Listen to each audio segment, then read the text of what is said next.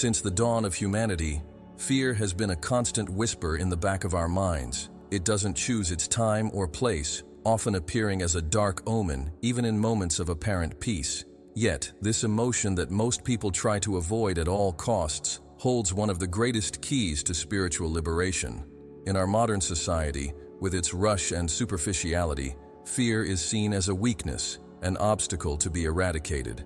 But what if fear isn't an enemy, but rather a messenger, a hidden teacher that dons shadows to compel us to look within, where the true path lies?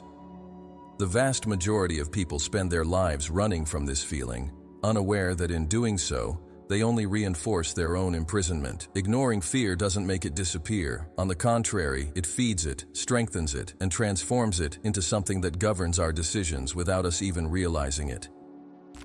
How many choices have you made out of fear of making a mistake, being judged, or facing rejection? How many opportunities have you passed up because the fear of failure overshadowed your desire to truly live? This silent force, when left unexamined, becomes an invisible wall that limits our freedom. Yet, no one ever taught us that fear can actually serve as a map, a guide pointing us toward our greatest potential for growth. When we feel fear, it's an invitation to awaken to something beyond the familiar. Fear acts as a portal between our limited identity and our expanding soul. But it takes courage to step through that portal, as it demands the symbolic death of our comfort zone, the ego that seeks to control everything, and the rigid notion of safety. We live in a world that worships control and shuns uncertainty. Anything that strays from predictable routines triggers anxiety and fear. Yet the essence of real life pulses in the realm of the unknown.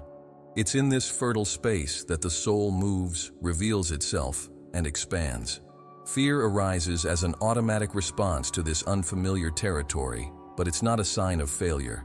Rather, it indicates that you're standing at the threshold between the old and the new.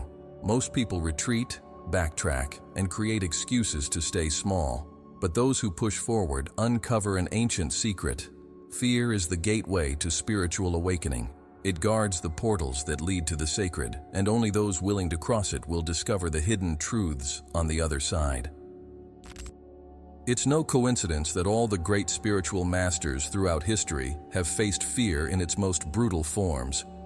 Siddhartha sat beneath the fig tree, fully aware that he would be confronted by all his inner demons. Jesus ventured into the desert to grapple with the deepest temptations and doubts of his soul. Moses trembled at the weight of the responsibility placed upon him. These figures aren't spiritual superheroes immune to fear. On the contrary, they too felt fear and trembled, but they chose to move through it, and in that journey, fear was transformed. Not destroyed, but transmuted into clarity, strength, and faith. These stories aren't just distant tales. They reflect our own inner journeys.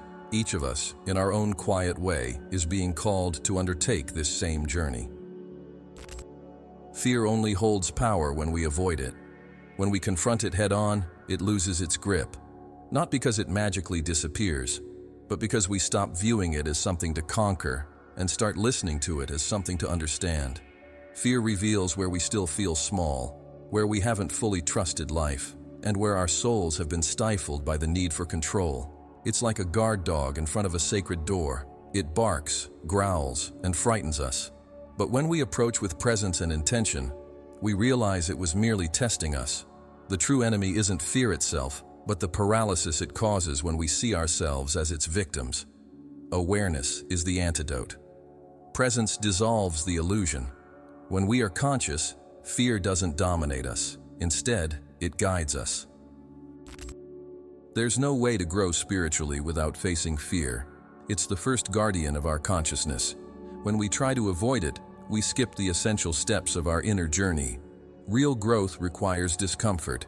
It demands that we navigate unresolved emotional territories. And fear, no matter how unpleasant it may seem, is a sign that we're ready to break free from stagnation. It doesn't show up by chance. It appears when it's time to let go of outdated identities, beliefs that no longer serve us, and patterns that hold us back. It arises when the soul begins to expand and the ego feels it's losing control. At that moment, we have a choice: retreat or awaken. Most people choose to numb their fear with distractions, addictions, and excuses, but those who pause, breathe, and observe begin the journey toward true freedom. The mind craves certainty. It seeks safe paths, guarantees, and formulas. But the spirit yearns for experience, truth, and connection. These things don't lie on the safe side of life. They exist on the other side of fear. When fear arises, the spirit is saying, it's time to grow. And this growth isn't theoretical, it's lived. It's not memorized, it's felt. Fear pushes us to step out of our mental narratives and dive into the emotional reality within us. It's not the end, it's the beginning of a journey. It serves as a reminder that life demands more from us. It seeks presence, commitment, and authenticity. There's no other way to achieve this than by confronting what we fear. Fear is an initiation, and each time we choose to face it, a new level of consciousness unfolds. No one awakens without confronting their own ghosts. There's no enlightenment without first facing the shadows. Fear is one of those ghosts, perhaps the most persistent. Yet, it's also the most generous. Contrary to what it seems, it doesn't seek to destroy us. Instead, it aims to reveal what we have yet to discover. It highlights the limits of our self-love, our confidence, and our faith, challenging us to push beyond them. Once we grasp this, fear shifts from being a prison to becoming a bridge. It transforms into the flame that purifies, the fire that burns away the old and unveils the new. However, this revelation requires surrender. There's no way to control the journey. We must let go of our certainties, release our false supports, and walk through the darkness until our inner light ignites. There's a hidden wisdom in every fear. It's an invitation to transform that only reveals itself to those who aren't in a rush or looking for shortcuts. It unfolds for those who are willing to feel, who choose to stay present even in discomfort. Feeling fear isn't a sign of weakness, it's a sign that you're alive, aware, and ready for something greater. This is where many get confused. They think fear means something is wrong. In reality, fear can indicate that something is finally right, that you're on the brink of a significant breakthrough. It's in this sensitivity that true power resides. When we stop running away and start listening, fear unveils secrets that no technique can teach. It speaks the language of the soul, a language that can only be understood with an open heart. There is no liberation without facing fear. Fear serves as the gateway between a conditioned mind and a free spirit. If you're feeling afraid today, don't judge yourself. Take a deep breath and listen to what it's trying to reveal to you. There's something behind that feeling that you may have been avoiding for years, a truth that needs to be acknowledged, a power that lies dormant, waiting to be unleashed. Believe this: you are greater than your fear. It's by recognizing it and allowing yourself to feel it without becoming defined by it that you begin to free your true essence. Fear is merely a veil, and behind it lies the light that has always been there, waiting for you. Long before any religion, philosophy, or spiritual concept emerged, fear already resided in the hearts of early humans. It was a constant presence, a direct reflection of the brutal and unpredictable environment where wildlife, natural disasters, and death lurked around every corner of existence. Our ancestors lived with heightened senses, always on alert, as any moment of carelessness could spell their end. In this context, fear was not an obstacle but a vital compass. It guided behavior, protected communities, and ensured the survival of the species. It was instinct, it was protection, it was pure survival. Yet even amidst spears, thunder, and glowing eyes in the darkness, fear began to reveal something deeper, a force that, beyond mere protection, pointed toward the unknown, the invisible, and that which reason had yet to explain. In the dark caves where early humans sought refuge, something extraordinary began to unfold. The walls became canvases for paintings, symbols, and visual rituals that depicted not only what was feared, but also what was sacred. The image of the menacing animal, the lightning, the fire, and death, all of these began to be artistically represented, not merely as reflections of reality, but as attempts to engage with the mystery. Fear gradually shifted from being just a reaction to becoming a form of contemplation. The shadows of the cave, which once only inspired terror, began to be infused with meaning. In this silent transition, fear embarked on its journey of transformation into spiritual language. What was once merely an impulse to flee evolved into a connection with something greater. Fear, while retaining its intensity, opened a new door, that of reverence. Over time, civilizations began to organize themselves into tribes, clans, and villages. With this development came the emergence of shamans, the mediators between the visible and the invisible. These men and women, often chosen for having faced pain, visions, or transformative experiences, were the first to teach that fear was not an enemy, but a messenger from the spiritual realm. For them, dreaming of death, confronting illness, or being pursued by visions signified a calling rather than a weakness. The fear that paralyzed others was, for the initiated, a sacred threshold. The shaman would enter altered states of consciousness, navigate their own inner abysses, and return with answers, symbols, and healing. They did not shy away from fear, they immersed themselves in it. This ancient practice illustrates that, from early on, humanity recognized that fear did not need to be avoided, it needed to be ritualized. The emergence of rites of passage, found in nearly all ancient cultures, serves as further evidence of fear's fundamental role as a tool for spiritual evolution. A young person, before being deemed an adult, had to undergo a trial. This could involve a hunt, fasting, isolation in the wilderness, or a symbolic encounter with death. These were not merely physical tests. They were psychological and spiritual gateways where fear acted as both judge and guide. To truly transcend, one had to confront fear, experience it fully, and then move beyond it to be reborn as a more aware individual. In these rituals, fear was celebrated as a necessary ingredient for growth. It marked the boundary between the old self and the new identity. To deny fear was to remain a child. To cross through it was to claim one's place in the tribe as an awakened, responsible, and whole being. As societies evolved and grew more complex, fear became closely linked to the divine. Gods and goddesses were often depicted as ambiguous figures, both protectors and punishers. The belief that higher powers could reward or punish shaped human spirituality around archetypes of sacred fear. The Egyptians feared judgment in the afterlife. The Mesopotamians made offerings to appease the wrath of the heavens. The Greeks, while revering their gods, understood that an affront could lead to severe consequences. This reverence was intertwined with fear, which was seen as a sign of respect, a recognition of the immense forces that govern the universe. It wasn't a childish fear, but a profound admiration for the mystery of existence, acknowledging our smallness in the face of the eternal. Even the temples, structures built to connect humanity with the divine, were designed to evoke awe and reverence. Tall, dark, and silent, they featured narrow corridors and powerful imagery. Upon entering an ancient temple, the devotee was invited to step away from mundane logic and enter a realm of silence, introspection, and confrontation with the unknown. Fear naturally arose in this space, not as terror, but as a reminder of the presence of something greater. This feeling alone had the power to transform the individual. Experiencing fear in such contexts signified an openness. It was evidence that the ego was being set aside, making way for something deeper to emerge. Thus, the temple did not eliminate fear, it amplified it, catalyzing a profound awakening.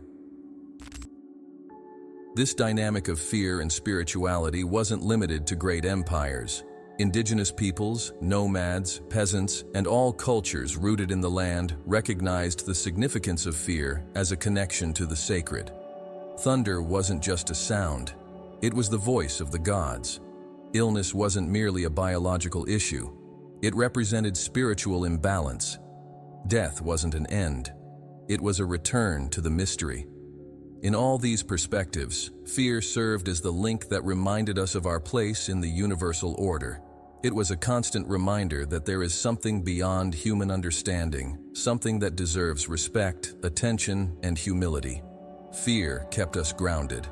Paradoxically, this place of humility before the mystery was the only foundation from which true wisdom could emerge. There are no records of any civilization that has spiritually evolved without confronting and integrating fear. This integration took many forms. through songs, dances, sacrifices, fasting, visions, and rituals. Yet the essence remained the same: to dive into the unknown and emerge transformed. Ancient symbols, mandalas, and myths all embody this dynamic of facing fear. The hero, the initiate, the priest, each of them, at some point, encounters the ultimate fear. And this fear isn't just external, it's internal. It's the fear of death, of the ego, of dissolution. It's the fear of letting go of an old identity. It's the fear of realizing that we are much more than we think, and that this realization comes with responsibility. This is the true spiritual role of fear, to push us beyond the surface and into the depths of truth. Today, far removed from those roots, we often confuse fear with weakness, anguish with a loss of control, and insecurity with failure. Yet our ancestors understood that these intense emotions were signs of imminent transformation. They respected fear. They ritualized it. They listened to it. And in doing so, they grew in awareness. Perhaps it's time to reclaim that wisdom, to stop numbing fear with distractions and superficial techniques. Instead, we should learn to view it through the eyes of the ancients, as a guardian spirit, as a threshold that, when crossed with courage and presence, brings us back to wholeness. At its core, fear is a reflection of our evolution. It shows us where we stand and reveals what we must confront to reach the place where our soul longs to dwell. All of this leads us to an unavoidable conclusion. Fear was not just a biological response to threat. It was, and still is, a sacred tool, a bridge between the human and the divine. Every fear experienced by our ancestors was an invitation to presence. Each ritual built around fear was an attempt to communicate with the unseen. Every temple served as a structure to host this encounter, and every legend, every symbol, every ceremony carried the same message: do not run from fear, honor it, step into it, because it is within fear that the spirit reveals itself, and it is there that the soul finds its direction. When humanity began to view fear not merely as a survival instinct but as a hidden language of the divine, a new cycle of consciousness emerged. The transformation of fear into a spiritual tool took concrete shape in the world's oldest and most sophisticated traditions, where this emotion was seen as a threshold of revelation. Fear evolved from being just a reflection of danger to becoming an essential part of the initiatory process. In traditions such as Hinduism, Buddhism, the Egyptian mysteries, and the Orphic cults of ancient Greece, fear was embraced within rituals as a sacred fire, a catalyst for transcendence. It was treated with reverence, regarded as an energy that, when understood, could lead to inner liberation. The goal was not to eliminate fear, but to navigate through it with clarity, for it was believed that on the other side lay the revelation of the higher self. In the ancient Egyptian mysteries, fear played a central role in the initiation process for priests and pharaohs. The Book of the Dead, a spiritual guide from ancient Egypt, outlines the trials the soul must face after death, navigating judgment portals and confronting terrifying entities. However, this was not merely content to be pondered at the end of life. It served as a roadmap for spiritual preparation while still alive, an invitation to confront one's inner shadows. The heart was weighed on the scales of the goddess Mut, and those overwhelmed by fear, guilt, or deceit would be devoured by the creature Ammit. This was not a punishment, but rather a symbol of the soul's loss of integrity. It was essential to navigate these scenarios with courage and inner truth. Thus, fear became the crucial filter between the ordinary soul and the awakened soul. This understanding shaped centuries of Egyptian spirituality, where temples, rituals, and initiations were infused with the symbolism of fear as a revealer of hidden truths.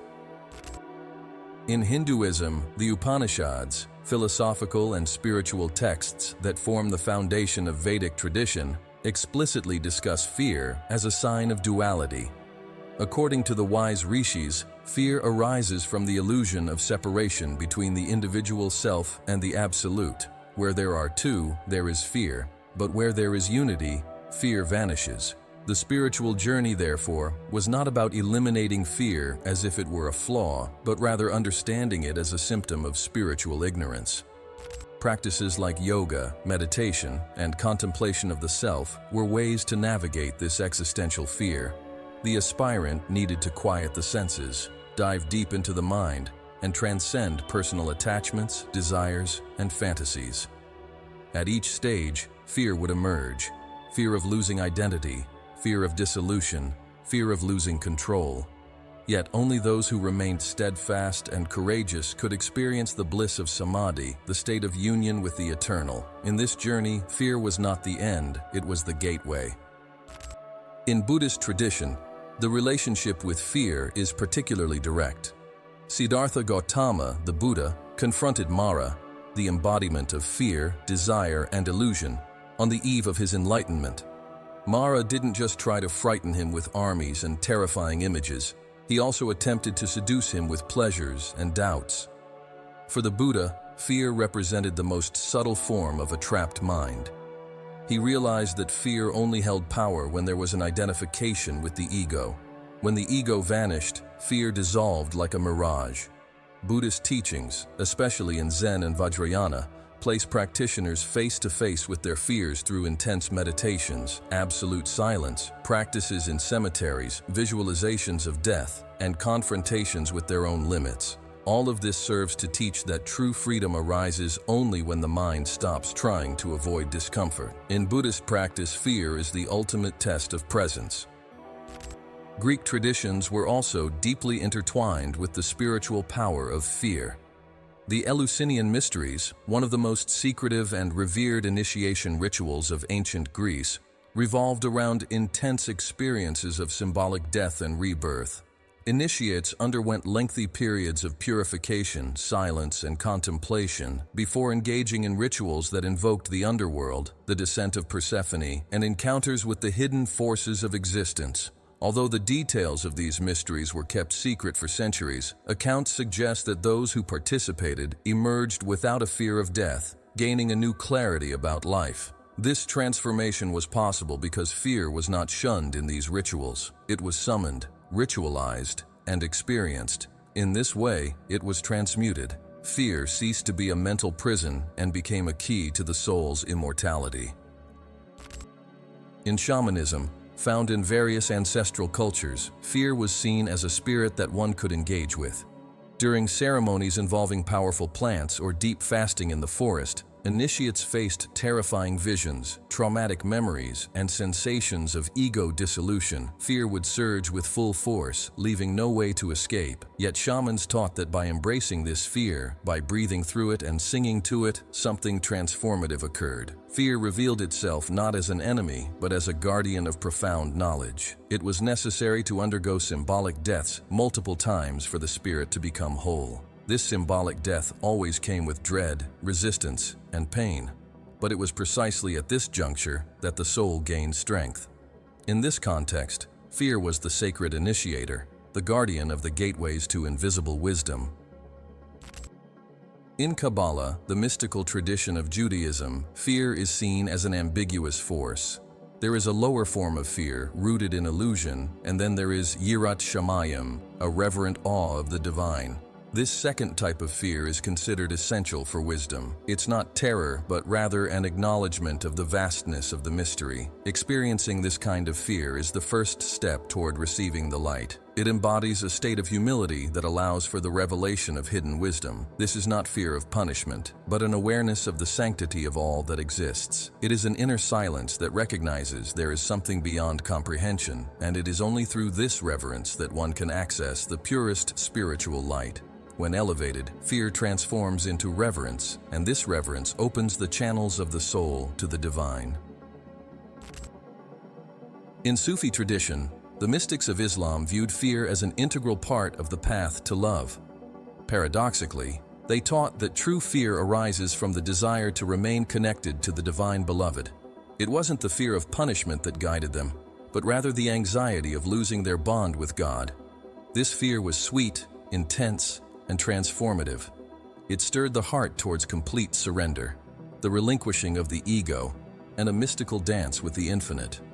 Sufis embraced fear as a natural aspect of the journey, yet they understood that it would dissolve in the fire of love. They wrote poems exploring this duality, illustrating how fear and love are siblings on the path to union. Rumi, one of the greatest Sufi masters, famously said, "What is fear but the shadow of something yearning to be loved?" In this perspective, fear is not an obstacle, it is a calling. These traditions show us that fear, far from being a mistake or a deviation, has always been seen as an integral part of the awakening process. It is the shadow that beckons us toward the light. It is the chasm that safeguards the mountain of revelation. It is the test that reveals true faith, not the kind adorned with words, but the kind that beats in the heart in the face of total uncertainty. Fear has always been present on the paths of ascension, not as punishment, but as a gateway. And this gateway only opens for those brave enough to fully embrace their feelings. There is no enlightenment without traversing fear, and there is no spiritual truth without integrating it as a teacher. These ancient traditions didn't just accept fear, they ritualized it, honored it, and sanctified it. They understood that when faced with awareness, fear transforms into a catalyst for light. It wasn't about conquering fear through brute force, but about moving through it with consciousness. One had to feel it fully, without escape or masks. In that deep dive, something would break, the illusion of separation. When fear was traversed, true freedom emerged, a freedom that doesn't rely on control but on surrender, a freedom that doesn't seek certainties, but instead fosters trust. In these spiritual paths, fear was the final illusion to be crossed. And by doing so, the seeker didn't become free from fear, they became the master of themselves. Throughout history, as spirituality became institutionalized and power structures began to shape collective beliefs, fear was systematically manipulated. What was once seen as a spiritual gateway or a language of the soul transformed into a tool for psychological and social domination. The noble aspect of fear as a rite of passage was overshadowed by a strategic use aimed at control. Emperors, priests, and leaders realized that by harnessing collective fear, they could influence behavior, enforce dogmas, and maintain social order without resorting to physical force. All it took was to instill terror in the hearts of the masses. Fear of divine punishment, fear of death, fear of hell, fear of the unknown, fear of questioning, and an entire system could sustain itself almost automatically. Fear was thus stripped of its sacred place and repurposed to uphold hierarchies and privileges. This distortion still resonates today, deeply embedded in modern culture.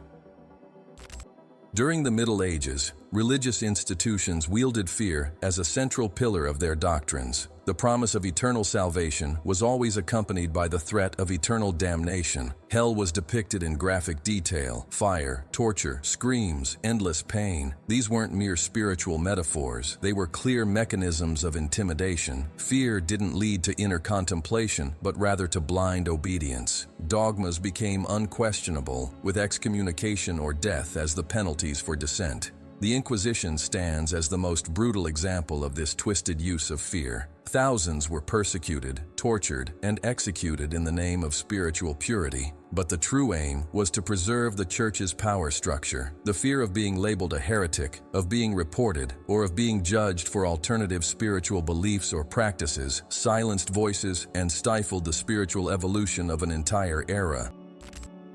At the same time, the empires that arose from these corrupted spiritual foundations wielded fear as a means to maintain territorial and cultural control. Colonization, often disguised as a missionary endeavor, imposed new beliefs through force and terror. Indigenous peoples were compelled to forsake their gods, rituals, and sacred worldviews under the threat of divine punishment or annihilation. Where fear had once been woven into rituals as a pathway to the sacred, it became a tool to demonstrate inferiority, sin, and backwardness. The spirituality of indigenous communities was dismissed as superstition, witchcraft, or heresy. Armed with their so-called revealed truth, colonizers spread fear in the name of a supposed salvation. This tragic inversion marked the disconnection between fear as a means of self-discovery and fear as an ideological prison.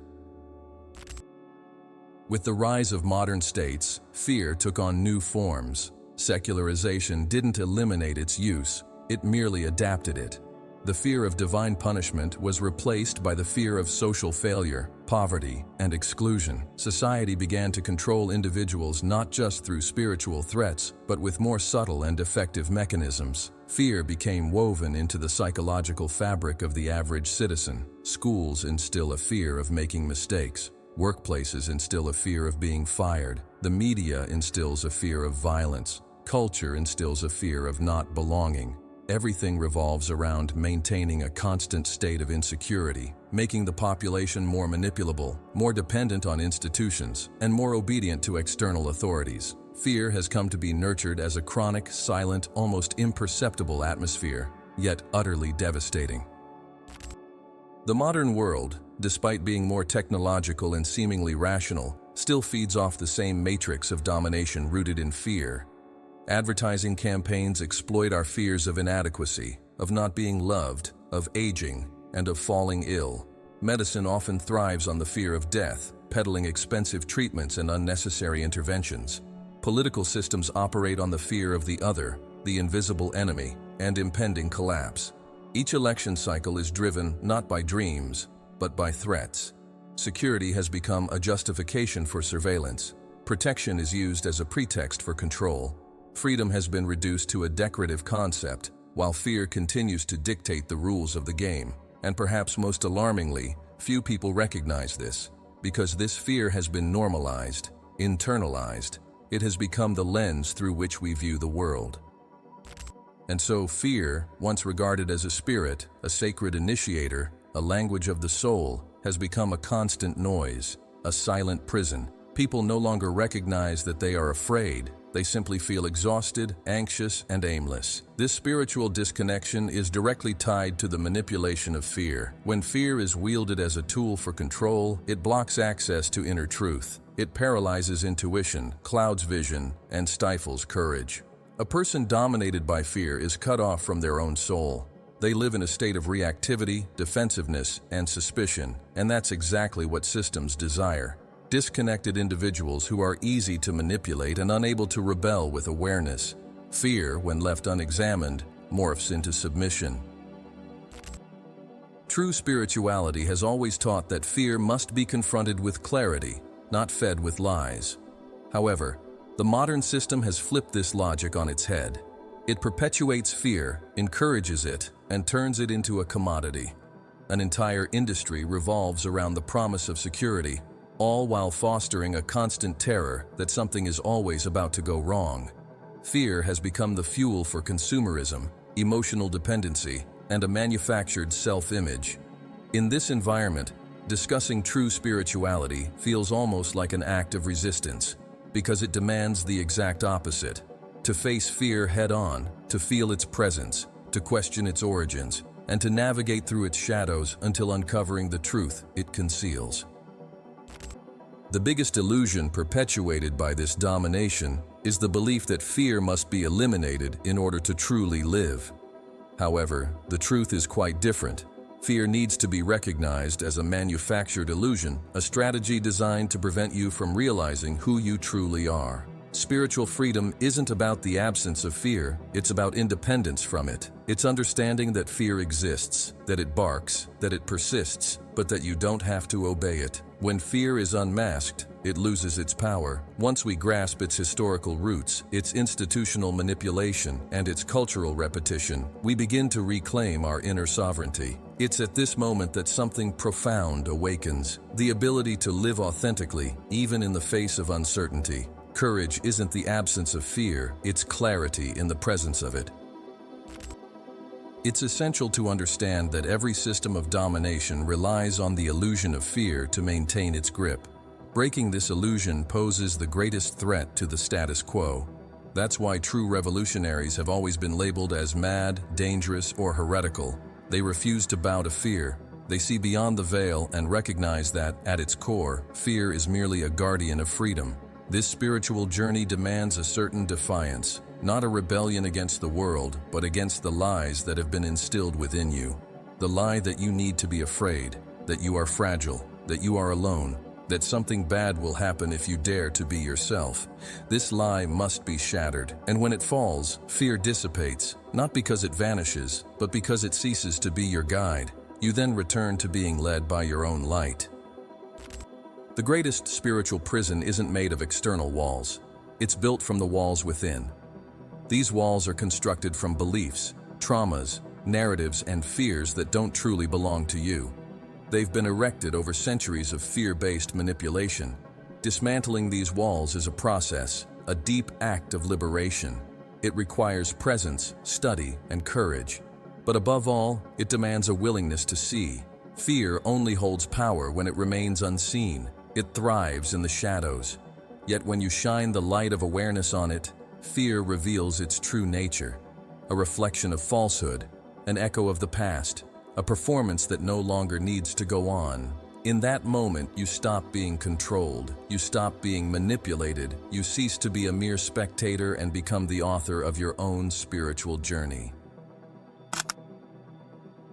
There comes a crucial point in the spiritual journey when fear stops being an adversary and instead reveals itself as a hidden key. It's the moment of inner transformation, when awareness begins to realize that what once seemed like a threat is actually an invitation. Up until this point, most people try to escape fear, control it, or mask it. But inevitably, the moment arrives when there's nowhere left to run, when confrontation becomes unavoidable and the soul stands before itself, bare, defenseless, and stripped of illusions. It's in this inner space, devoid of certainties and comforts, that fear reveals its true purpose. Not to hinder, but to illuminate. Not to paralyze, but to guide. Fear emerges precisely at the point where consciousness meets its own limits. And it is there, at the threshold between the known and the unknown, between the old self and the potential self, that truth is unveiled, not as a concept, but as a direct experience.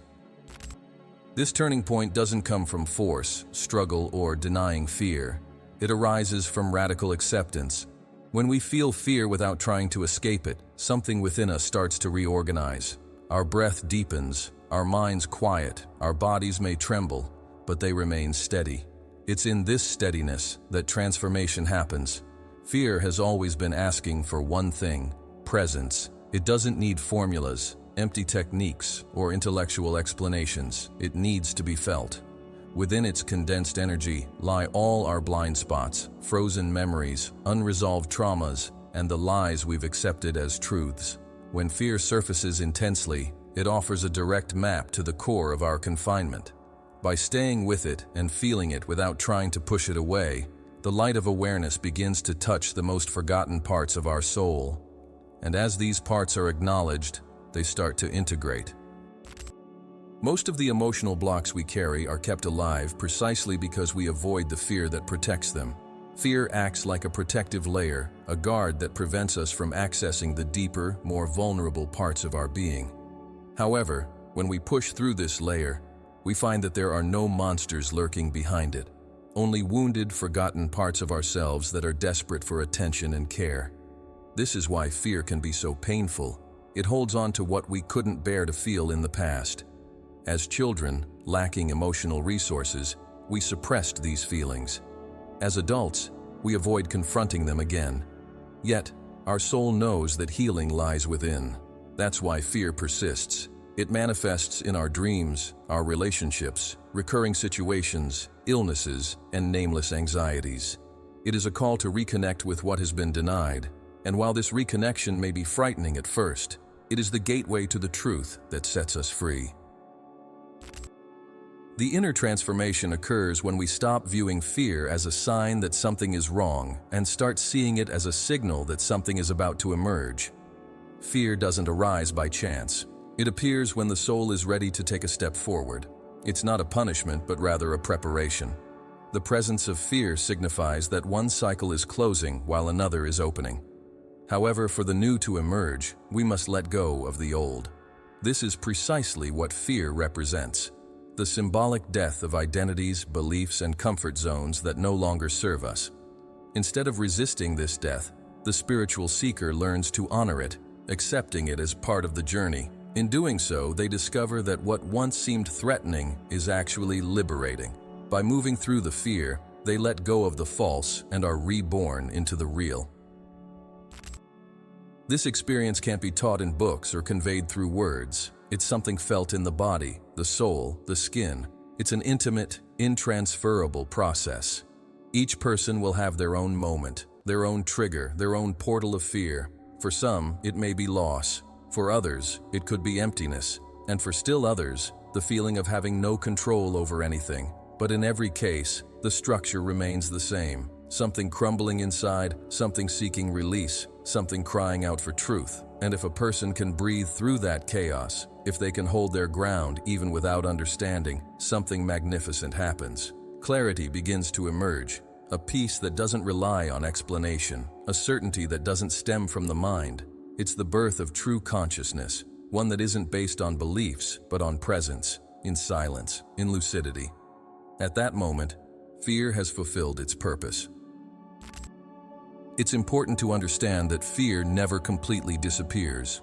It will always resurface whenever we are called to push our boundaries. However, after this inner shift, our relationship with fear changes dramatically.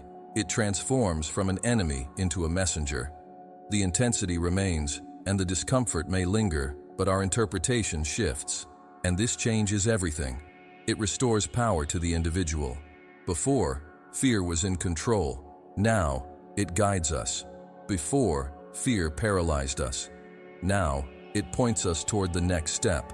This transformation is the foundation of true spiritual freedom, not the fanciful idea of a life without challenges, but the freedom to live consciously amidst those challenges.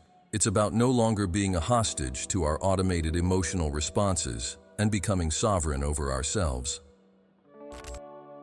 This shift reconnects us with our intuition, with the quiet voice of our soul. When we embrace our fears, the internal noise begins to fade. The overactive mind loses its grip. In this newfound silence, the soul starts to speak. And it speaks with clarity, simplicity, and love. It guides us step by step, not with promises of safety, but with invitations to embrace the truth. Each time we accept these invitations, even in the face of fear and uncertainty, something within us aligns. Life begins to make sense on a deeper level. Not because everything goes perfectly, but because every experience becomes a lesson. Everything reflects back to us. Every moment transforms into an opportunity for growth. Fear, once seen as the enemy of our journey, now reveals itself as the very path we walk. And that changes everything. This new relationship with fear also transforms our connections with others. We stop projecting our insecurities onto those around us. Instead, we begin to look inward, identifying where fear holds us back from loving, trusting, and being authentic. In doing so, we heal wounds that were previously masked by defenses, games, and facades. When we embrace fear, it uncovers the deeper layers of love. It reveals where we still overprotect ourselves and where we have yet to fully surrender. In this process, vulnerability shifts from being a weakness to becoming a bridge to others, to the world, to life itself. Fear highlights the areas where we still feel separate, and as we cross that bridge, we realize that the separation was merely an illusion.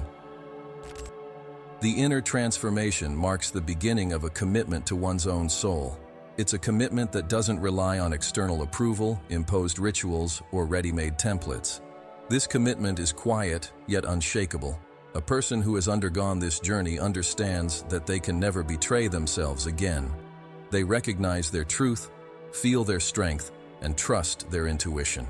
Even when fear resurfaces and doubt creeps in, they no longer lose their way, because now they know the path back to their inner self, and that is everything. By facing fear, they carve out this trail, a trail that leads straight to the heart of the soul, to the inner home, to the place where no lie can endure. This process also reveals a deeper spiritual paradox. The more we accept fear, the less it controls us. The more we allow ourselves to feel it, the freer we become. And this freedom isn't a reward. It's a natural state that was merely hidden behind our defenses. Therefore, fear is not the opposite of spirituality. It is the beginning of it. It's the step before we take flight. It's the dark night that comes before dawn. Only those who are willing to traverse this night can truly experience the light of their inner day. The truth that liberates isn't just an idea, it's an experience. And this experience starts with the courage to feel fear all the way through. No shortcuts, no escapes, just complete presence. Thus, fear ceases to be a problem to solve and becomes a teacher to listen to. It transforms into living wisdom, precise guidance, and hidden strength. It reveals where love is still lacking, where truth is absent, and where fragmentation persists. By shining a light on these areas, it invites us toward wholeness. The journey through fear is the soul's passage back to itself. Each step along this path uncovers not a world devoid of fear, but one where fear no longer hinders us from living fully. In this world, fear becomes just another part of the whole, a silent guardian of the truth that pulses within every cell of our being. For a long time, science viewed fear merely as a primitive biological mechanism, a reaction of the brain to real or imagined threats. However, as the boundaries between neuroscience, deep psychology, and studies of altered states of consciousness have expanded, a new perspective has begun to emerge, one that resonates with what spiritual traditions have been teaching for millennia. When experienced consciously, fear not only activates the body but can also profoundly transform the mind and even expand our perception of reality. What was once studied as an instinctive alarm signal is now recognized as a neurobiological gateway to significant structural changes in the brain. Modern neuroscience has started to unveil the transformative effects of consciously facing fear, revealing that it can be not an obstacle but rather a lever for reaching higher levels of consciousness. The limbic system, the central region of the brain responsible for emotions, particularly the amygdala, plays a crucial role in processing fear. When a threatening stimulus is detected, the amygdala instantly activates the sympathetic nervous system, releasing adrenaline and cortisol and preparing the body for action. However, what science now recognizes is that the effects of fear extend far beyond a mere physical reaction. Functional MRI studies reveal that during intense fear, areas of the brain associated with self-awareness, such as the prefrontal cortex, enter an altered state. If the individual remains present, breathing, aware, and not avoiding the experience, these brain regions begin to communicate differently. New synaptic connections are formed. Neuroplasticity, the brain's ability to reorganize itself, is activated at a high intensity. Thus, fear becomes not just a defensive trigger, but a catalyst for profound mental and emotional reconfigurations. Research involving individuals who have experienced near-death situations reveals remarkable transformations following moments of extreme fear. Many report sensations of ego dissolution, a stretching of time, an expanded perception of reality, and a radical shift in their life priorities. When navigated with awareness, these experiences can trigger a kind of neurological reset. The previously dominant structures of fear begin to reorganize. Patterns of excessive self-protection, chronic anxiety, and constant defensiveness weaken. In their place, states of clarity, empathy, presence, and purpose emerge. While science continues to investigate the exact mechanisms behind these phenomena, it is already evident that fear, when neither repressed nor avoided, can create openings for heightened states of perception, much like what spiritual masters have described throughout history. Transpersonal psychology, a field established by figures like Stanislav Grof, has further explored the connection between science and spirituality. Grof, in his research on non-ordinary states of consciousness through holotropic breathwork and controlled psychoactive substances, found that moments of profound spiritual expansion were often preceded by intense experiences of fear, anguish, and a confrontation with one's own symbolic death. He coined the term spiritual emergency to describe this process, a deep emotional crisis, often marked by panic, which, when navigated with appropriate support and awareness, could lead to genuine spiritual awakening. In this context, science does not dismiss fear. Rather, it acknowledges it as a part of the ego's deconstruction process, a psychic rite of passage that creates space for the expansion of consciousness and connection with deeper dimensions of being. The field of somatic psychology further supports this understanding by exploring how the body stores trauma and how repressed fear impacts physiology. According to Peter Levine, the founder of the somatic experiencing approach, trauma isn't found in the event itself, but in the energy of fear that becomes trapped in the body. This energy can only be released when an individual, feeling safe, allows themselves to fully experience the fear they have suppressed. When this occurs, the nervous system self-regulates, survival circuits are updated, and the body returns to a state of balance. This release is not just physiological, it leads to insights, emotional breakthroughs, and spiritual reconnection. Fear, once again, is seen as a gateway, a guardian of forgotten layers that, when accessed, unleash vitality, creativity, and presence. The science of the body confirms what shamanic rituals have always known, that consciously felt fear is a pathway to healing. Studies on meditation reveal that advanced practitioners often encounter intense internal fears at the beginning of their journey. Suppressed emotions surface and uncomfortable sensations arise. Those who can remain in meditation, breathing, and observing undergo profound transformations. Brain activity changes. Brain waves slow down, and areas linked to compassion, such as the anterior cingulate cortex and the medial prefrontal cortex, become more active. Continuous mindfulness practice reduces the amygdala's reactivity to fear, demonstrating that conscious facing of emotions structurally alters the brain. This isn't denial, it's transformation. When fear is observed without judgment, it loses its power. It doesn't vanish magically, but rather dissolves like mist when illuminated by the light of mindfulness. The therapeutic use of psychedelic substances in controlled and sacred contexts, such as studies involving psilocybin and ayahuasca, has been highlighting the central role of fear in consciousness transformation. Many individuals entering these expanded states initially confront their deepest fears: fear of death, loneliness, and loss of control. However, by embracing this journey, they emerge with a renewed perspective on themselves and the universe. Research indicates that these experiences significantly reduce symptoms of depression, anxiety, and addiction, not by avoiding fear, but by integrating it. They provide a rare opportunity to confront what has been avoided for years, perhaps even lifetimes. While science remains cautious, it acknowledges that these experiences open up an entirely new field for studying consciousness. In all of them, fear emerges as a crucial element in the process of inner rebirth. Studies involving survivors of extreme traumatic events, such as wars, natural disasters, or kidnappings, further support this truth. While many develop psychological disorders, a significant number report experiencing what is known as post-traumatic growth. These individuals, having faced the horrors of absolute fear, emerge with a greater sense of purpose, deeper spirituality, more meaningful connections, and increased resilience. The experience of intense fear, paradoxically, triggers a process of value reassessment and reconnection with what truly matters. This isn't about romanticizing pain. It's about recognizing that fear, when it doesn't fragment us, can integrate us. When it doesn't destroy, it can awaken. Science is beginning to understand that what defines the impact of fear isn't its intensity, but the awareness with which we navigate through it.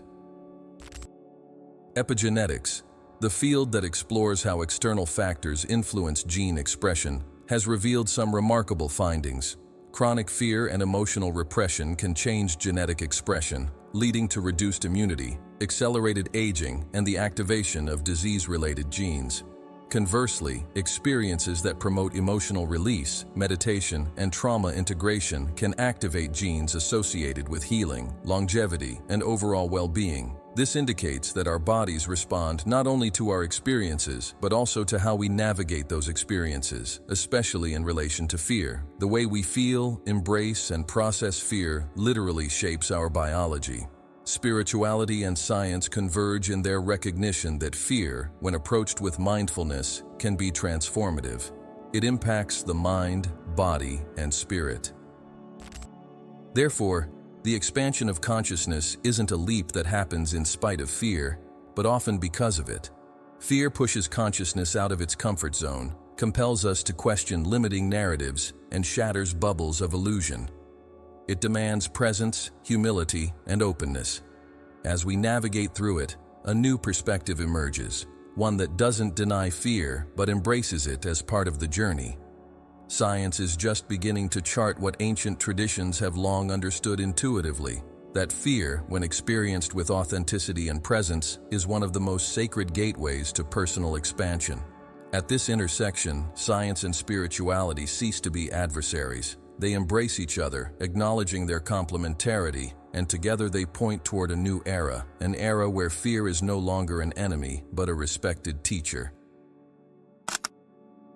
Throughout the centuries, the greatest spiritual masters who walked the earth were not free from fear. On the contrary, their stories are marked by intense struggles, dark nights of the soul, and profound silences where the only companion was the echo of their own doubts. Yet it was precisely by navigating these internal deserts that they became beacons of light for humanity. Their lives were not linear narratives of peace and clarity, but rather turbulent journeys where fear emerged as a trial, an initiator, a guardian at the threshold between their old identities and the awakening to truth. They didn't conquer fear because they were special. They became special because they dared to stay present in its face.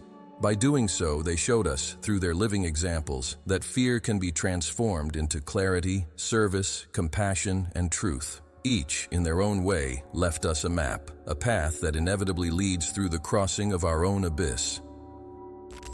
Siddhartha Gautama, known as the Buddha, did not achieve enlightenment by avoiding fear, but by facing it with complete presence.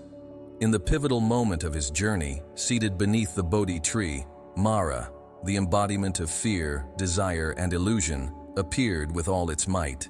Demonic armies, storms, seductive images, and poisoned doubts surrounded him. This was the final test, the ultimate barrier. And what did the Buddha do? He didn't fight. He didn't flee. He simply stayed. He touched the ground in silence, bearing witness to his own truth. It was this simple yet profound gesture that dissolved the illusion. He didn't need to defeat Mara.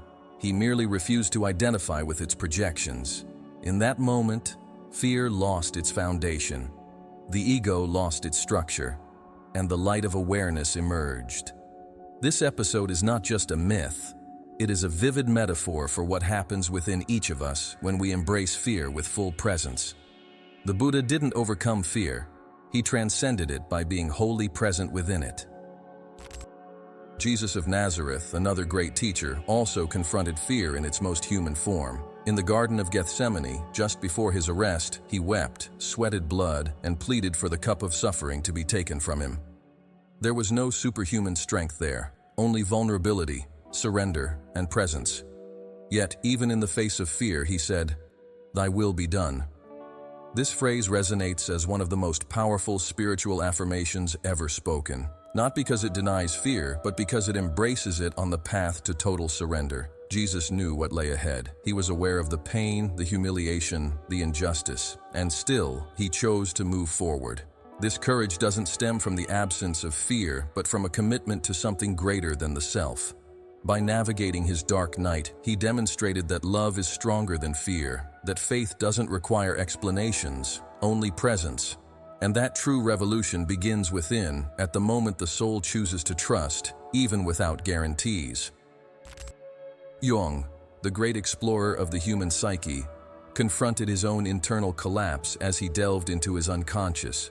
For years, he was haunted by vivid images, unsettling dreams, and archetypal visions that nearly drove him to madness. Yet instead of turning away, he documented everything. He studied it, engaged in dialogue with his shadows, and created the Red Book, where he chronicled his descent into the inner world. Jung recognized that fear serves as a guardian of the unconscious, and that the shadow, everything we fear within ourselves, must be integrated. He believed that no one becomes enlightened by envisioning figures of light, but rather by bringing the darkness into consciousness. For Jung, fear was the gateway to individuation, the path to reconciling with the entirety of one's being. He paid the price for this journey, facing judgment from the scientific community, isolation, and doubt. Yet what emerged from this process was a vibrant, profound psychology deeply rooted in the soul. Fear, once again, did not destroy him, it transformed him. Nelson Mandela, the South African leader and global symbol of resistance and forgiveness, spent 27 years imprisoned under inhumane conditions. During that time, he faced not only the brutality of the system but also his own fears, the fear of being forgotten, of losing his sanity, of becoming bitter, and of losing hope. Yet he emerged from prison greater than he had entered. It wasn't that fear didn't visit him, rather, he transformed it into inner strength. Mandela often said that courage isn't the absence of fear, but the triumph over it. And this triumph is quiet, daily, built step by step. He left his cell not filled with hatred, but with clarity, not driven by a thirst for revenge, but with a desire to unite. The fear that could have consumed him was transmuted into political wisdom, strategic compassion, and a vision for the future. His life stands as a testament that when fear doesn't control us, it becomes raw energy for building something greater. Teresa of Avila, a 16th century Spanish mystic, experienced profound states of spiritual ecstasy that were often accompanied by deep fear. She wrote about nights when she felt her soul being torn apart, plagued by the fear of losing her sanity and being deceived by demonic illusions. Yet instead of fleeing, she wrote, prayed, and remained steadfast. Her dedication was so complete that her body would convulse, her visions would leave her in a trance, and her soul was consumed by a flame that burned without consuming her. She faced her fears not through strength, but through surrender. From that surrender emerged one of the most profound works of Christian spirituality. Teresa teaches us that fear also resides in the hearts of saints, but when anchored in faith, it transforms into divine fire. Fear did not deter her. It shaped her. It refined her soul until she became an instrument of celestial music. Ramana Maharshi, an Indian sage, experienced his spiritual awakening during a moment of intense fear. As a teenager, he suddenly felt that he was about to die. Instead of fleeing or panicking, he chose to confront death head-on. He lay down on the ground, pretended to be a corpse, and asked himself, "Who is it that dies?" This radical dive into the fear of death dissolved his ego. He had a direct revelation of the eternal self, the unchanging being. From that moment on, he was forever transformed. He left behind ordinary life, retreated to the mountain of Arunachala, and remained in silence for years. From that fear, an unshakable awareness was born. Ramana didn't read about spirituality. He embodied the essence of awakening by facing the fear of annihilation. His teaching was straightforward. Ask, "Who am I?" and pursue the answer to its conclusion. However, that conclusion can be terrifying for the mind, as it involves confronting the fear of disappearing. Yet, those who venture through this fear discover that what disappears is merely an illusion. What remains is the true reality. Krishnamurti, a philosopher and teacher who refused to be a guru, also grappled with profound inner pain and resistance. His journey began within the Theosophical Society, where he was groomed to be the new Messiah.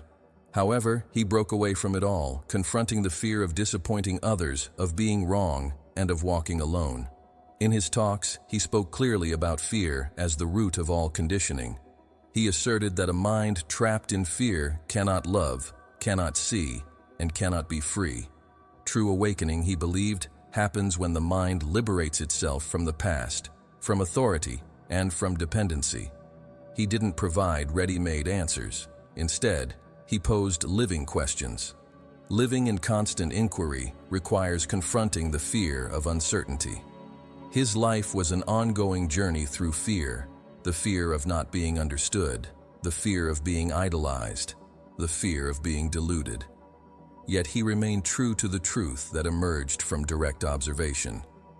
Once again, fear did not paralyze him, it only refined him. These masters, and so many others, walked alongside fear. They didn't push it away, they didn't deny it. Instead, they embraced it as part of the journey. By doing so, they left a radiant trail for others to follow, each with their own style, language, and culture, yet all sharing the same core belief that facing fear is an inseparable part of awakening. They weren't spared from pain, but they remained true to their quest, and this loyalty transformed them into living portals of truth. They teach us that fear doesn't need to be banished for the light to shine. It simply needs to be navigated with clarity, for it is in that fire that the soul is forged. All these masters, in their unique journeys, discovered that fear is the raw material for the alchemy of consciousness. What was once a shadow transformed into wisdom. What seemed like an end revealed itself as a beginning. Fear ceased to be an obstacle and became a springboard. It stopped being a prison and turned into a portal. This is the legacy they left behind. The certainty that fear, far from being a mistake, is a path. A path that demands courage but leads to freedom. Not superficial freedom, but essential freedom, the kind that can only be found when everything false dissolves. At that point, all that remains is silence, presence, and truth. There comes a moment in the spiritual journey when the soul, weary of fleeing and resisting, finally realizes fear no longer needs to be fought. It must be fully embraced. True liberation doesn't lie in eliminating fear, but in integrating it to the point where its illusion dissolves. This is the moment of conscious transmutation, when a person stops reacting, stops fighting, and begins to welcome everything with such presence and wholeness that fear itself begins to break apart. There's no longer a narrative, no more threat, no need to escape. Instead, there's just an internal space that opens up, silent, vast, capable of holding all emotions, including fear. Conscious transmutation is when fear reveals its true face, not that of an enemy, but as a condensed energy that has always longed to be seen, felt, and accepted. In this absolute embrace, something reorganizes so profoundly that the soul can never return to its former state. For this transformation to take place, it's essential to understand that every fear is an invitation. It never arrives to punish us, but to reveal something that is ready to be released. Fear points to the exact places where we are still fragmented, where we cling to a false sense of security. It shows us where there is still rigidity, where there is still control, and where there is still attachment. Instead of judging ourselves for feeling fear, we should express gratitude, because fear reveals, it lays bare, it exposes, and it is in this exposure that healing begins. Conscious transformation starts when we choose to stop interpreting fear as a sign of weakness and begin to see it as a signal of readiness. It only manifests strongly when we are prepared to take the next step. If it arises, it's because there is energy building up, transformation seeking a way through, and truth wanting to emerge. Fear is a harbinger of rebirth. To navigate through it consciously, we must stay present. We need to sit with it, breathe through it, feel our bodies, listen to our breath, and observe our thoughts without getting lost in them. Fear will scream, trying to convince us that something terrible is about to happen. It will insist that feeling is dangerous. It will bring up memories, visions, and intense physical sensations. But if we hold our ground, if we resist the urge to flee or react, something begins to dissolve. The body starts to trust. The nervous system begins to self-regulate. Frozen memories start to integrate. What once felt like an emotional whirlwind transforms into a field of presence. This doesn't happen overnight. It's a practice, a commitment to truth. Yet each time we choose to feel with presence, we take a step toward true freedom. The transformation of fear occurs within the body. It needs to be felt, not just thought about. That's why somatic practices are essential in this process. Silent meditations, conscious breathing, slow movements, quiet walks, intuitive dancing. Everything that helps us move out of our minds and back into our bodies brings us closer to integrating fear. The body is the temple where emotions are processed. When fear is embraced safely by the body, it transforms. It melts away like ice in the sun. There's no longer a need to keep it frozen in tension. It can dissolve, flow, and be released. Being present in the body is the key. Without it, fear recycles in the mind. With it, fear transforms into vitality. And this vitality, once trapped, becomes a source of creativity, action, and expansion. Breathing is another sacred bridge to conscious transformation. When we breathe mindfully in the face of fear, we're telling our bodies that we are safe.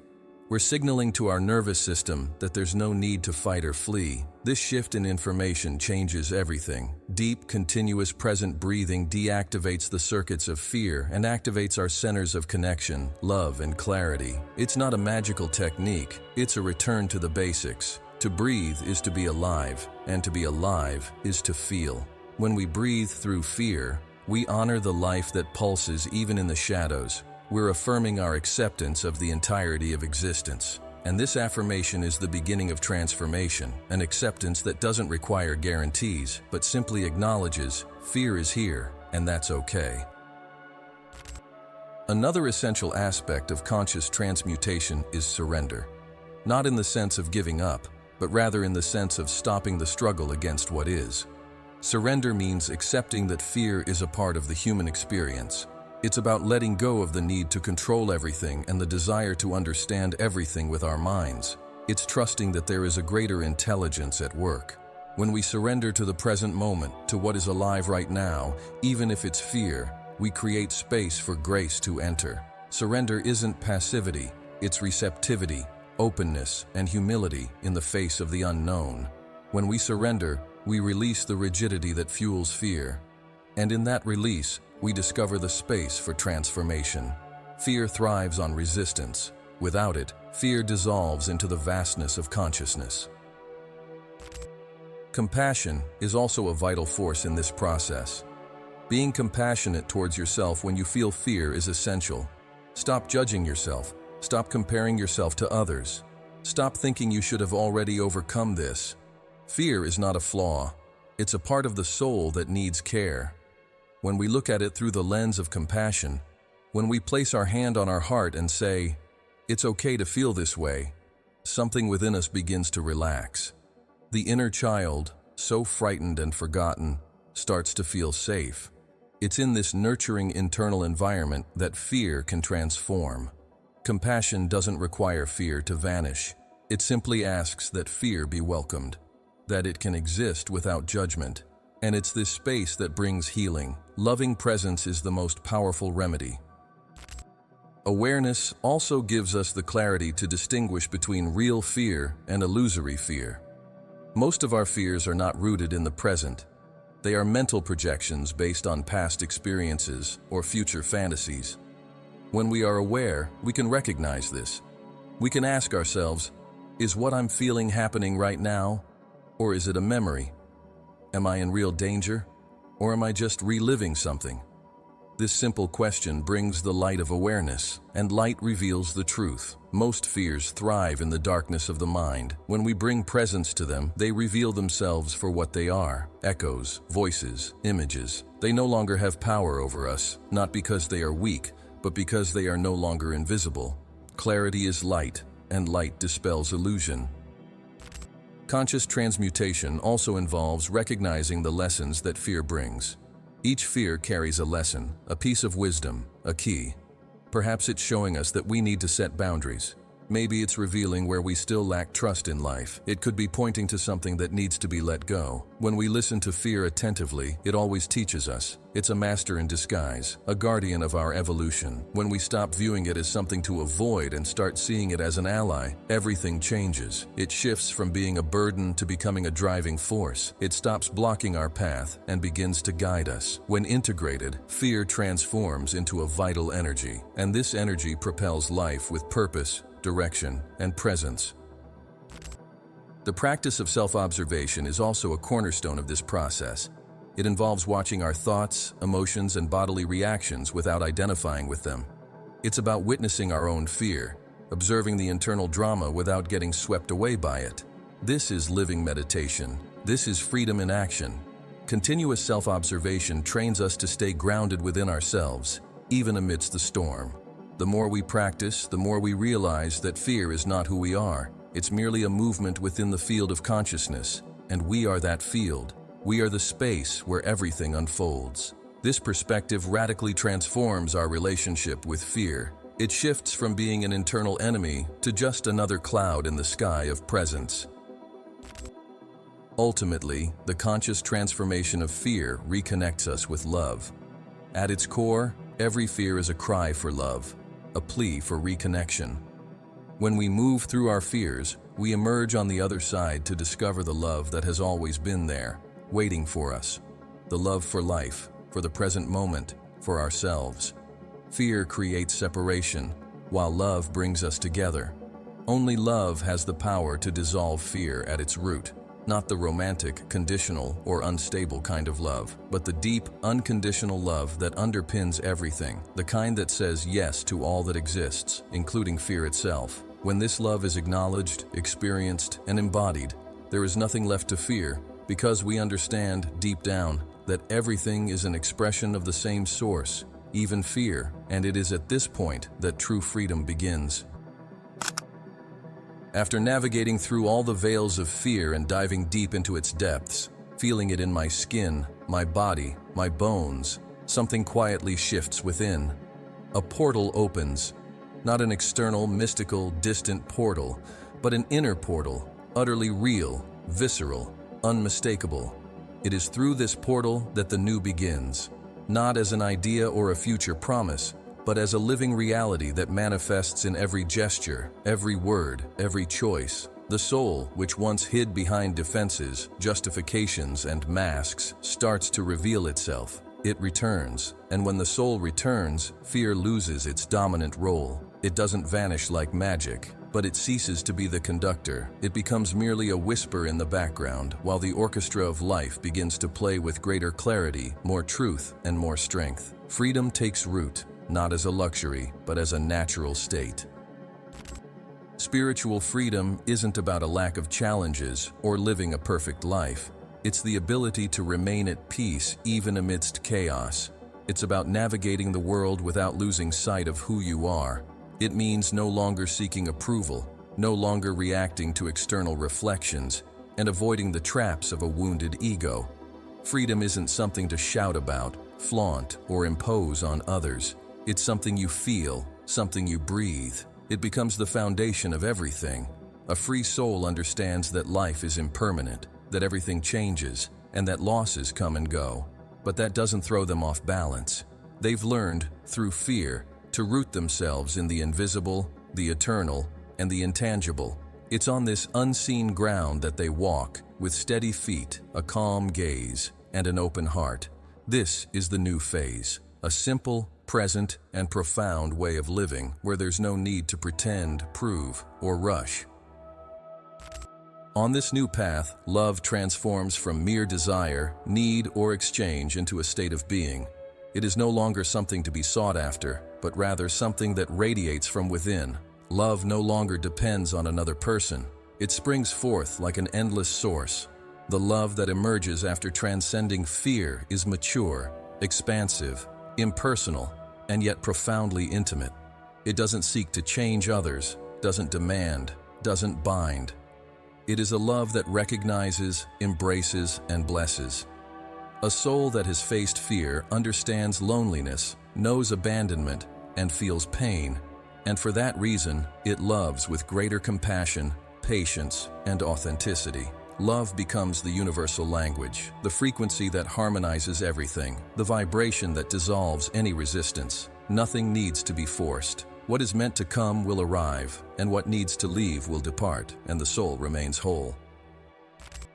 The clarity that emerges after the journey is like a gentle yet enduring light. It doesn't blind, shout, or overwhelm. It simply illuminates. Suddenly, everything falls into place.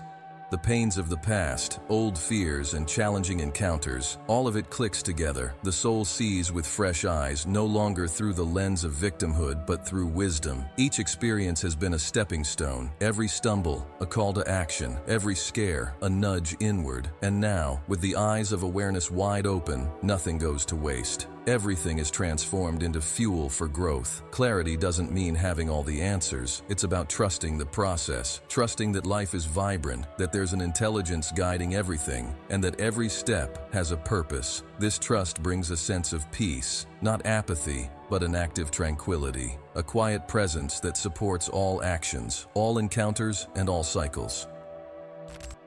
The new path is no longer driven by external goals. It is guided by inner listening. Intuition strengthens, synchronicities increase, signs become clear, life responds. The soul begins to collaborate with existence instead of fighting against it. There's no longer a need to manipulate, control, or force things. Everything flows naturally. The ego is no longer in charge. It has been put in its rightful place as a tool, not a master. When this shift occurs, the whole being aligns. Mind, body, heart, and spirit start to resonate in harmony. Choices become lighter and more decisive. Relationships are purified. Work finds meaning. Silence becomes nourishment. And fear, which once ruled, transforms into a simple reminder: you are growing. The new path is also a journey back home. A home that has always existed within us. That quiet place where nothing is lacking, where everything is enough, where there's no urgency, no pressure, and no noise. This place can't be captured in words, but it can be felt in every deep breath, in every tear that falls without resistance, in every smile that appears for no reason. It's the space where the soul whispers, "This is it." No more frantic searching. There is presence, there is acceptance, there is gratitude. And with this, time shifts, perception changes, the body relaxes, vital energy returns, creativity blossoms, sexuality is liberated, the heart opens wide, life begins to pulse again, not as mere survival, but as a celebration. Everything that was once stifled by fear now flourishes with ease. In this new state, a person becomes a channel of light, healing, and awareness. There's no need to preach, teach, or convince anyone. Their mere presence is transformative. They embody the vibration of lived truth, not just theory, but the essence of experience. This vibration resonates with everyone around them. People are drawn not by what they possess, but by who they are. Not by their words, but by the energy they radiate. In this way, they begin to fulfill their deepest purpose, to be a beacon in the storm, a quiet point of reference for those still navigating their own fears. They don't lead with answers, but with their presence, and that is enough. This new path is also defined by service, not as a moral obligation, but as a natural expression of overflowing love. The awakened soul feels a desire to contribute, to share, to touch the world with kindness. This service can be quiet or visible, small or grand, individual or collective. It doesn't matter. What truly matters is the intention, the energy behind it, the genuine offering, the aligned action. The new being doesn't serve to assert themselves. They serve because they can no longer refrain from serving. They understand that we are all part of the same living organism, and by helping others, they are helping themselves. There is no separation. There is no competition. There is only cooperation. And this spirit of collaboration spreads like a quiet fire. It heals. But perhaps the greatest sign that you are on this new path is a sense of lightness. Not the superficial lightness of distraction, but the profound lightness of someone who no longer carries unnecessary burdens. The weight of masks, expectations, guilt, and resentments, all of that is left behind. The individual now moves with ease because they walk unencumbered. Unencumbered by artifices, unencumbered by illusions, unencumbered by armor, and this nakedness is not a fragile vulnerability, it is true invulnerability, because when there's nothing left to hide, there's nothing left to fear. Transparency becomes a form of protection, truth becomes a shield, and the inner light becomes a guide. And even if fear tries to resurface, like an old shadow or an echo from the past, it no longer finds a home, because the house is now filled with presence, with trust, with clarity. The being recognizes fear as an old acquaintance. It looks at fear, smiles, and says, "I see you, but I no longer need to follow your lead." And with this simple gesture, the cycle closes. Liberation isn't a climax, it's a state, a quality of being. And this state is available to everyone who chooses to cross over, to all who say yes to the journey, to all who, despite their fear, choose love. The new path isn't reserved for saints, the chosen ones, or the enlightened. It's a journey for everyone. For those who are tired of merely surviving and are ready to start truly living. For those willing to feel, to see, to let go, to trust. There are no more excuses, no more time to waste. The soul is calling, and this call doesn't come from fear. It comes from freedom, from love, from clarity. It emerges from the future that wants to be born through you. Everything you need is already within reach. The only thing standing between you and that is fear. And the only thing that dissolves fear is presence.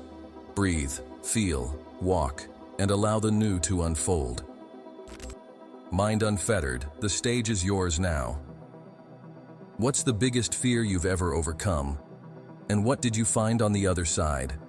Share your story with us in the comments. It could be the key someone needs to break free from their own prison. We are here together manifesting this new reality. When one soul breaks free, it lights the way for others. We are part of a network of awakening, and every comment you make is a spark in this vibrant web. If you felt that calling resonate within you, the next step is already waiting for you. Click on the video that's appearing on your screen now. The Book of 33 Steps, the hidden map Jesus left for enlightenment. In this book, you'll uncover the coded teachings left by Jesus to guide the soul towards enlightenment, step by step. It's the perfect link to everything you've experienced up to this point. Until then, mind unfettered. Keep feeling, trusting, and expanding.